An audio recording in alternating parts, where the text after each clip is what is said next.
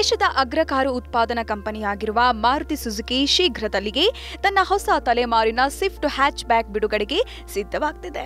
ಹೊಸ Swift car ಪ್ರಸ್ತುತ ಮಾರುಕಟ್ಟೆಯಲ್ಲಿರುವ ಸ್ವಿಫ್ಟ್ಗಿಂತಲೂ ಭಾರಿ ಬದಲಾವಣೆಯೊಂದಿಗೆ ಮಾರುಕಟ್ಟೆಗೆ ಲಗ್ಗೆಯಿಡುತ್ತಿದೆ.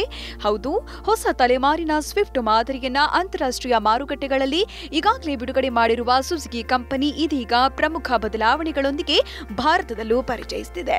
ಹೊಸ ಕಾರು ಈ ತಿಂಗಳಾಂತ್ಯಕ್ಕೆ ಅಧಿಕೃತವಾಗಿ ಮಾರುಕಟ್ಟೆ ಪ್ರವೇಶಿಸುತ್ತಿದ್ದು ಭಾರಿ ಬೇಡಿಕೆ ಪಡೆದುಕೊಳ್ಳುವ ನಿರೀಕ್ಷೆಯಲ್ಲಿದೆ.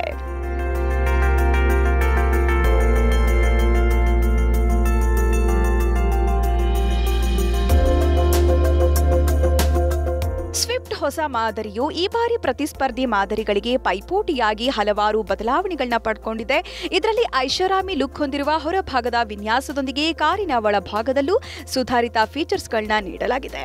ಹೊಸ ಕಾರಿನಲ್ಲಿ ಈ ಬಾರಿ 16 ಇಂಚಿನ ಅಲಾಯ್ ವೀಲ್, ಎಲ್ಇಡಿ ಹೆಡ್ಲೈಟ್ಸ್ ಮತ್ತು ಟೈಲ್ ಲೈಟ್ಸ್ ಜೊತೆಗೆ ಎಲ್ಇಡಿ ಡಿಆರ್ಎಲ್ಎಸ್ ನೀಡಲಾಗಿದೆ. ಹಾಗೆಯೇ ಕಾರಿನ ಒಳಭಾಗದಲ್ಲಿ 9 ಇಂಚಿನ touch screen infotainment system, wireless apple CarPlay ಮತ್ತು ಆಂಡ್ರಾಯ್ಡ್ ಆಟೋ ಸೇರಿದಂತೆ ಹಲವಾರು ಫೀಚರ್ಸ್ ಹೊಂದಿದೆ.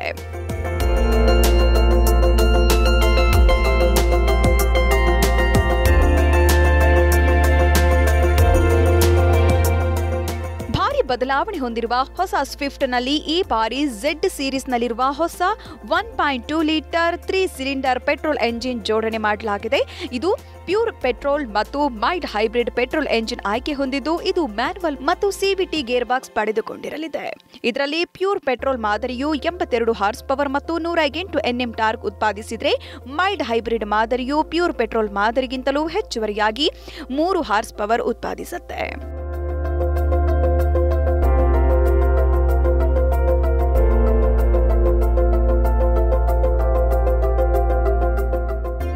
ಇನ್ನು ಸ್ವಿಫ್ಟ್ ಹೊಸ ಮಾದರಿಯು ಸಾಮಾನ್ಯವಾಗಿ ಪೆಟ್ರೋಲ್ ಎಂಜಿನ್ ಆಯ್ಕೆಯೊಂದಿಗೆ ಪ್ರತಿ ಲೀಟರ್ಗೆ 23.04 ಕಿಲೋಮೀಟರ್ ಮೈಲೇಜ್ ನೀಡಿದಲ್ಲಿ ಹೈಬ್ರಿಡ್ ತಂತ್ರಜ್ಞಾನ ಪ್ರೇರಿತ ಸ್ವಿಫ್ಟ್ ಮಾದರಿಯು ಪ್ರತಿ ಲೀಟರ್ಗೆ 24.05 ಕಿಲೋಮೀಟರ್ ಮೈಲೇಜ್ ನೀಡಲಿದೆ.